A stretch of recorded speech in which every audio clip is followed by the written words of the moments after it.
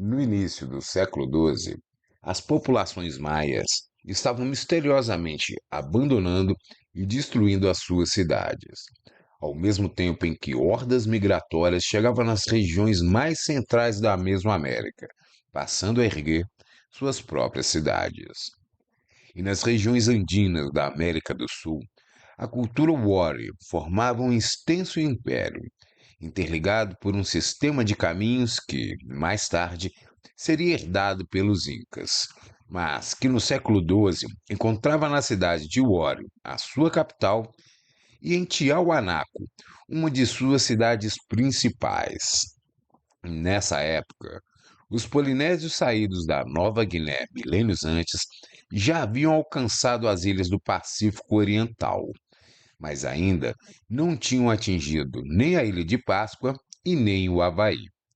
Enquanto isso, o Japão atravessava uma fase de intensos conflitos militares protagonizados por poderosos clãs, os quais já tinham adaptado a influência cultural chinesa de acordo com as suas necessidades, de forma que uma escrita desenvolvida no próprio Japão já era utilizada e uma cultura própria e sofisticada havia se desenvolvido. Nessa época, o território chinês se dividia entre três dinastias distintas. O norte era governado pela dinastia Liao, qual era aparentada dos mongóis. O sul era dominado pela dinastia Song, chineses que, nessa época, já utilizavam a pólvora nos campos de batalhas. E, nas regiões centrais, entre essas duas dinastias, o poder era exercido pela dinastia Xia, que era formado por uma união de povos com origem nas altas montanhas do Himalaia. Enquanto isso, o sul da Índia abrigava o Império Chola, composto por uma população tamil de origem dravídica, enquanto que as regiões mais ao norte testemunhavam o avanço islâmico.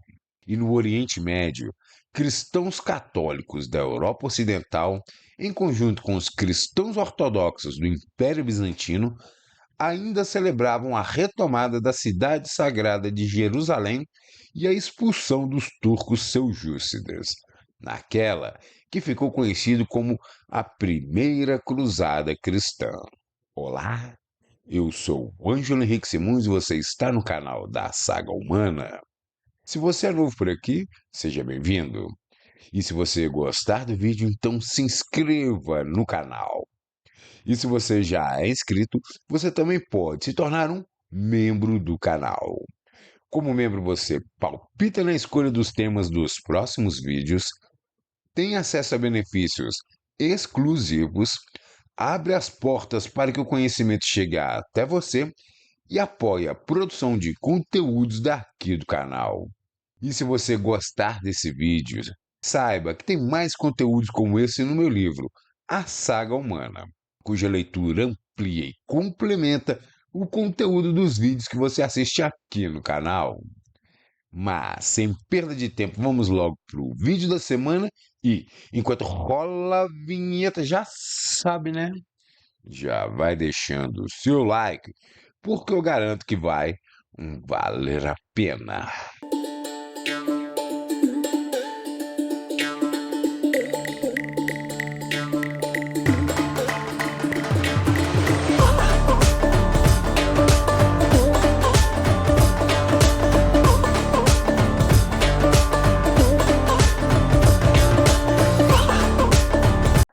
As Cruzadas Cristãs. Dado o amadorismo e o improviso das indisciplinadas tropas cristãs da Europa Ocidental, a vitória obtida na Primeira Cruzada foi surpreendente, mas colaborou para esse sucesso o fato de que os cruzados chegaram ao Oriente Médio em meio a um momento de desordem no mundo islâmico. Os principais líderes cruzados e grande parte dos combatentes acabaram voltando para a Europa ao fim dos combates, mas uma parte desse contingente permaneceu no Oriente Médio. Alguns dos cruzados que haviam ficado acabaram tomando posse sobre as terras conquistadas durante as batalhas e se recusaram a devolvê-las para os seus irmãos de fé bizantinos. fato que promoveu desentendimentos com o Império Bizantino. Assim, algumas cidades do Oriente Médio acabaram se tornando reinos, principados e condados católicos, onde o sistema feudal europeu acabou sendo implantado e um sistema de proteção mútua foi adotado. Dentro desse contexto, cidades mercantis da região da Península Itálica acabaram desempenhando um papel fundamental para a sobrevivência desses estados, promovendo o domínio da porção oriental do Mediterrâneo, onde eles transportavam reforços, interceptavam a movimentação de embarcações muçulmanas e faziam dessas águas um ambiente navegável para os cristãos europeus. Embora os contingentes cruzados se encontrassem em permanente desvantagem numérica face ao tamanho das populações islâmicas sob seu governo, seus domínios se encontravam principalmente no litoral, fato que permitia um eficiente escoamento de reforços e suprimentos militares e um contínuo transporte de valiosas mercadorias. Mas as insatisfações das populações locais, somada aos frequentes desentendimentos com os bizantinos, levaram os reinos cruzados a aprenderem a negociar, conciliar e conspirar, ora com os diferentes grupos árabes islâmicos, ora com o poder imperial bizantino. Apesar das conexões com os cristãos da Europa, os nobres europeus assentados no Oriente Médio sabiam que sua astúcia, e não sua superioridade militar, era o que garantia a sua segurança e sobrevivência na região. Durante quase meio século, nenhuma nova cruzada voltou a ser promovida. Mas isso mudou em 1144, quando o Condado de Edessa caiu frente à investida dos turcos seljúcidas.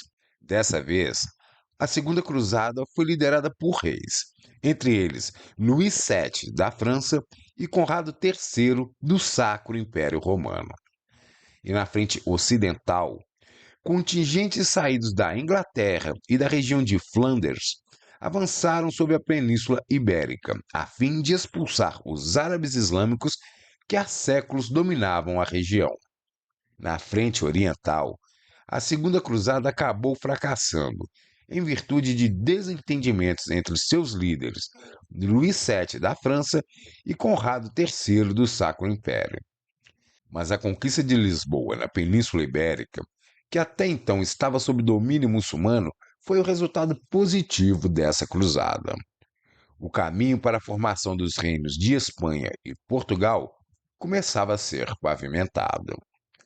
Mas os resultados dos combates no Oriente Médio foram miseráveis. O exército de Conrado foi esmagado pelos turcos, e o que sobrou dele teve de se juntar aos franceses e aos cavaleiros templários, uma ordem militar de cavalaria fundada na sequência da Primeira Cruzada, com o objetivo de proteger os peregrinos cristãos em viagem a Jerusalém. Parte do exército de Conrado, composta por plebeus a pé, foi abandonada na retaguarda e teve que se virar sozinha para abrir caminho entre os turcos. Essa cruzada serviu para azedar ainda mais as relações entre os reinos cruzados, os bizantinos e os governantes muçulmanos ainda amigáveis. Talvez nenhuma outra cruzada fosse novamente lançada, até que surgiu um fato novo. O curdo muçulmano Saladino conquista Jerusalém em 1187. A Terceira Cruzada contou com a participação do rei inglês Ricardo Coração de Leão, do rei francês Felipe Augusto e do imperador Frederico Barba-Ruiva, do Sacro Império Romano. Saladino era um oponente determinado, e as conquistas no Oriente foram limitadas, com Jerusalém não sendo conquistada, embora a escalada dos conflitos tenha culminado com um impasse militar, no qual o equilíbrio das forças anulava o progresso de ambos os lados. Essa cruzada só terminou quando um acordo firmado entre Saladino e Ricardo garantiu que os cristãos pudessem fazer suas peregrinações a Jerusalém. Cerca de uma década mais tarde, a Quarta Cruzada foi financiada por comerciantes venezianos interessados em ampliar o alcance das suas redes comerciais.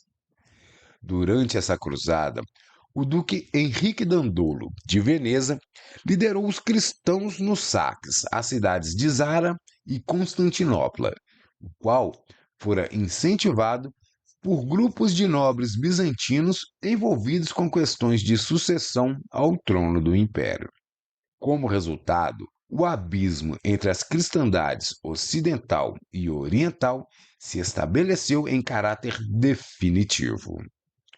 A Quinta Cruzada fracassou ao ficar isolada no Egito, em decorrência de enchentes no rio Nilo, e terminou com os cristãos se retirando em segurança do Egito em troca da garantia de que suas vidas fossem poupadas. A Sexta Cruzada foi liderada por Frederico II, imperador do Sacro Império Romano. Essa cruzada terminou com a recuperação de Jerusalém, Belém e Nazaré, cidades que haviam sido invadidas pelos turcos. Por meio de um acordo diplomático mantido entre os cruzados e o sultão do Egito, foi concedida a posse dessas cidades aos cristãos pelo período de 10 anos. Mas, 15 anos após o fim da validade desse acordo, os cristãos acabaram perdendo as posses dessas cidades santas, em decorrência de uma derrota na cidade de Gaza no ano de 1244. Nessa época, a maior parte da população da Europa Ocidental não dispunha de acesso ao conhecimento, de forma que a maioria das pessoas era iletrada e sem perspectiva de ter acesso a tais conhecimentos. Ler e escrever era um privilégio das classes mais abastadas, composta por uma minoria de nobres, de membros da Igreja Católica e de comerciantes. Dentro desse contexto, as primeiras escolas medievais haviam começado a funcionar nas igrejas e nos mosteiros ao longo das décadas anteriores, de forma que uma conscientização sobre a necessidade de educação começava a se formar. Como consequência, as primeiras universidades começaram a surgir na Europa por volta dessa época, como uma espécie de associação de professores e de alunos. Essas primeiras universidades medievais eram ambientes de liberdade e de questionamentos, e se tornaram as mais relevantes instituições de promoção do conhecimento intelectual desde a antiguidade clássica, e foram fundadas para a promoção do estudo de temas diversos e universais, de onde surgiu o nome universidade. A invasão mongol da Europa. No início do século XII, numa época em que os Estados Cruzados Orientais ainda estavam surgindo na esteira da Primeira Cruzada, no Extremo Oriente, a dinastia Jin subiu ao poder, eliminou a dinastia Liao e, na sequência, se expandiu sobre grande parte do norte da China, tomando territórios da dinastia Xia e da dinastia Song. Nessa época, a dinastia Song viu sua capital, Kaifeng, ser tomada, e, como resultado da pressão militar a que estava sendo submetida, ela intensificou cada vez mais o uso da pólvora nos campos de batalhas. Como consequência da difusão do uso da pólvora no Extremo Oriente, o domínio sobre o seu uso logo chegaria até os mongóis, que no século seguinte portariam as primeiras armas de fogo avistadas pelos muçulmanos do Oriente Médio e por cristãos europeus, que seriam utilizadas durante a invasão mongol da Europa. Mas no início do século XIII, os mongóis se despediam de Gengis Khan, o lendário guerreiro fundador do Império Mongol, que havia falecido aos 65 anos, durante uma campanha militar contra a dinastia Xia, muito embora ele pareça ter morrido em decorrência de causas naturais. Apesar da morte do seu líder, seu formidável exército, liderado por experientes comandantes e generais, continuou sua expansão em direção ao Ocidente, cujo avanço tinha sido iniciado ainda em 1206, sob o comando de Gengis Khan, a partir da Ásia Central.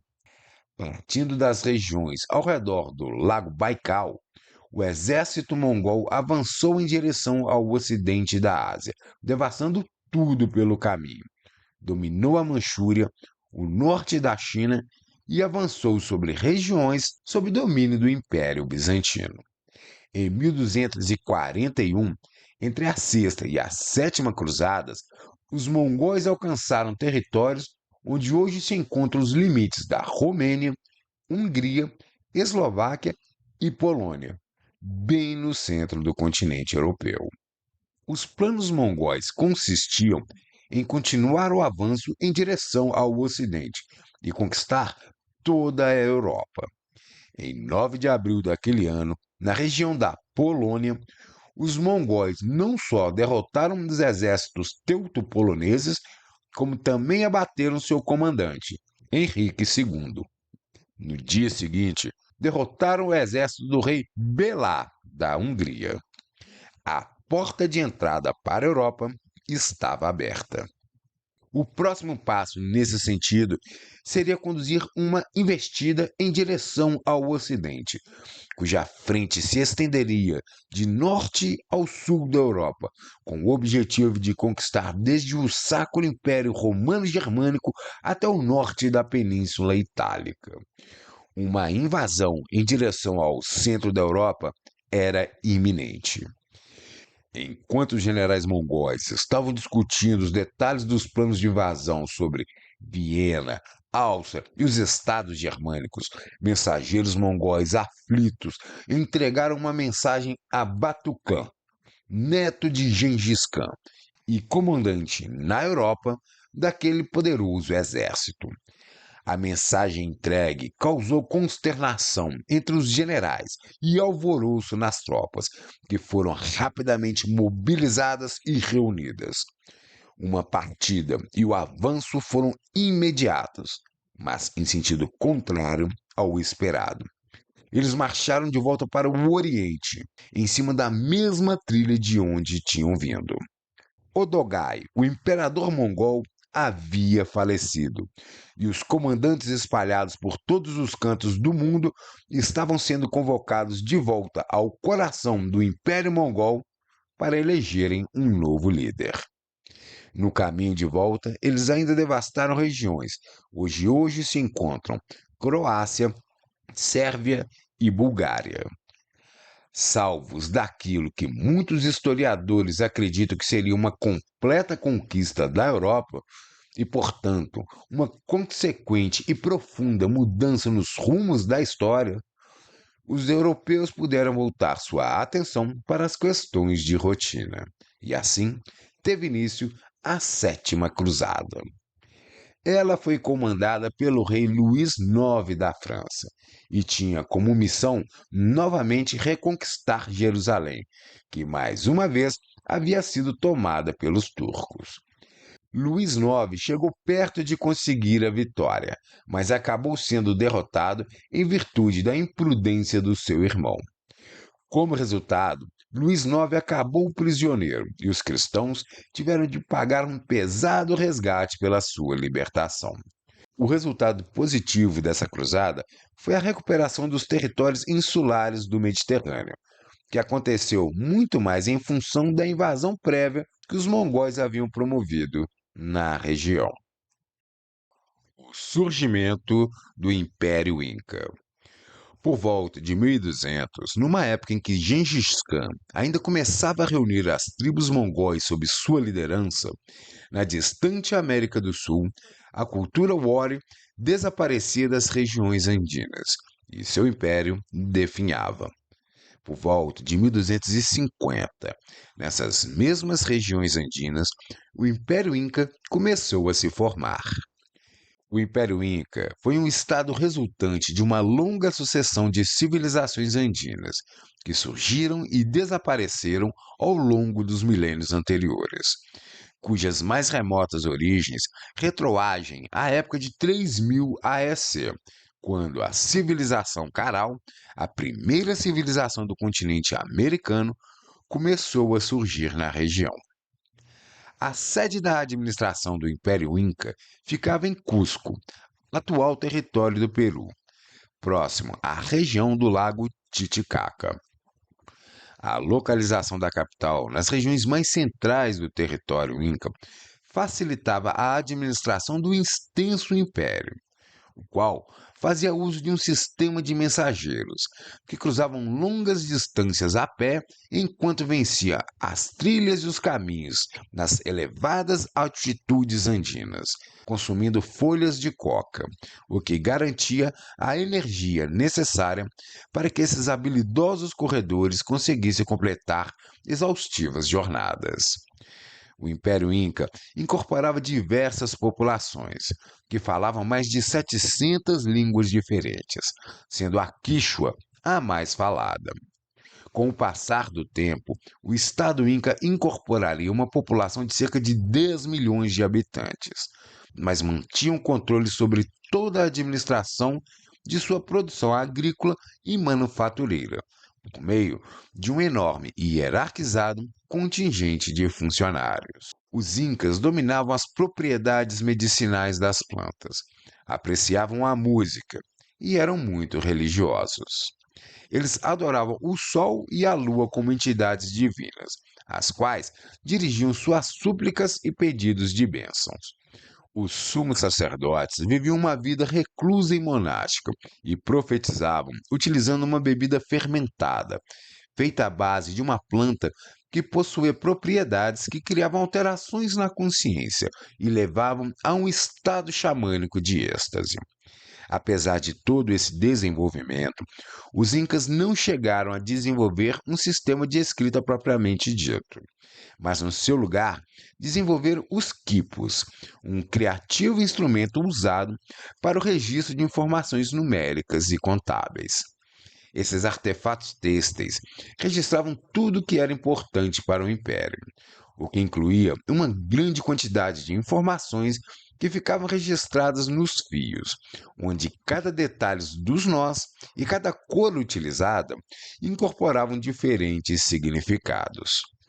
Embora uma grande parte dos quipos conhecidos tenham sido decifrados, outros, supostamente relacionados a registros históricos e religiosos, ainda não foram decifrados. É bastante admirável que os incas tenham sido capazes de construir um dos maiores estados imperiais da humanidade, sem um sistema de escrita, sem o uso da roda, sem animais de tração e sem a fundição do ferro e do aço. Ainda assim, sob diversos aspectos, o Império Inca, com cerca de 9.000 quilômetros de costa oceânica, foi tão notável como qualquer outro império do Velho Mundo. O resultado das Cruzadas.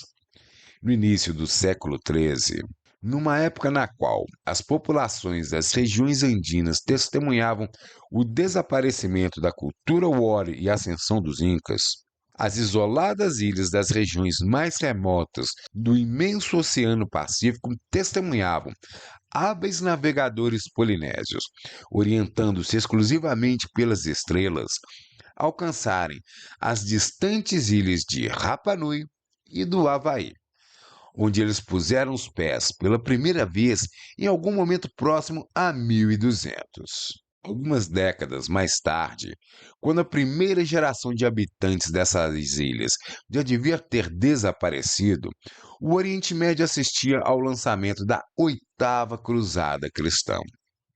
Nessa época, o Oriente Médio vivia um período de anarquia entre as diversas autoridades religiosas que deveriam garantir a segurança da população. Comerciantes genoveses e venezianos encontravam-se associados aos protagonistas dessa anarquia. E, novamente, o rei Luís IX da França, agora com 56 anos, liderou a empreitada, embora com pouca repercussão na Europa. O palco e o objetivo agora eram outros.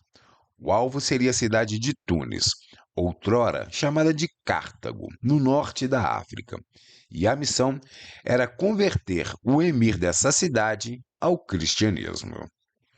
Os cristãos sequer chegaram a ter oportunidade de combater. Tão logo o contingente francês desembarcou em solo africano, foi logo acometido por uma peste que assolava a região, de forma que inúmeras vidas foram perdidas, entre elas a do próprio rei Luís IX e a de um de seus filhos. Alguns historiadores nomeiam ainda uma nona cruzada, embora outros a relacionem apenas como parte integrante da oitava, que, de qualquer forma, também não foi bem sucedida. Nesta, o seu líder, Príncipe Eduardo da Inglaterra, enquanto preparava um ataque sobre Jerusalém, foi avisado sobre a morte do seu pai, o rei Henrique III. Como herdeiro do trono, ele decidiu voltar, o que o livrou de uma trama em andamento para assassiná-lo durante a sua permanência no Oriente Médio. Entre a quarta e a quinta cruzada, houveram ainda outras duas cruzadas: a Cruzada Albigense e a Cruzada das Crianças, as quais misturam lendas, fatos e conspirações. Mas no final das contas, os quase 2 séculos de cruzadas não conseguiram manter controle sobre as principais cidades do Oriente Médio. Entre as consequências das cruzadas, verifica-se o enfraquecimento da aristocracia feudal, o fortalecimento do poder dos reis, a expansão dos mercados, o enriquecimento do Oriente e a formação da tradição da cavalaria europeia.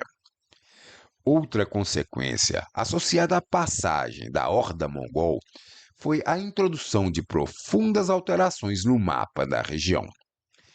A Confederação de Tribos Indo-Europeias e Urálicas da Rus de Kiev acabou sucumbindo. Antigas nações tiveram seus limites territoriais alterados e novos reinos surgiram, tanto entre os cristãos ocidentais como entre os cristãos orientais, entre os árabes islâmicos e também entre os turcos convertidos ao islamismo. Se, por um lado, as cruzadas aprofundaram as hostilidades entre as lideranças ocidentais e orientais, por outro lado, elas estimularam o contato comercial e cultural entre os povos. Como consequência, o fluxo de mercadorias entre o Ocidente e o Oriente apresentou forte crescimento. O contato entre o Ocidente cristão e o Oriente islâmico resultou na reintrodução do conhecimento da antiga cultura clássica no Ocidente, o qual havia sido preservado principalmente pelos árabes desde a queda do Império Romano. E, em decorrência das novas relações entre os cristãos ocidentais e os cristãos orientais, a vida urbana na Europa católica ganhou impulso e foi sendo refinada aos poucos, em contraste com a dura austeridade dos séculos anteriores. Nesse sentido, surge o apreço dos europeus pelo consumo de artigos de luxos, como tecidos e especiarias orientais. Todo esse contato de mão dupla entre o Oriente e o Ocidente serviu para pavimentar o caminho que culminou com o surgimento do Renascimento, um destacado período da história do continente europeu, que surgiria algumas décadas mais tarde e que seria melhor descrito por Marco Polo, um notável mercador veneziano. Mas isso é assunto para um outro vídeo. Então é isso, pessoal. Esse foi o vídeo da semana. Espero que tenham gostado. Obrigado pela sua companhia até aqui e agradeço se você puder compartilhar, curtir e comentar esse vídeo. E se você ficou até aqui comigo e ainda não é assinante do canal, então se inscreva. E se você gostou desse vídeo, lembre-se que tem mais conteúdos como esse no meu livro, A Saga Humana. E, se quiser, você também pode apoiar o canal fazendo uma assinatura mensal e tornando-se membro do canal. Então é isso, valeu galera, uma boa semana pra gente, aquele abraço e até o próximo vídeo!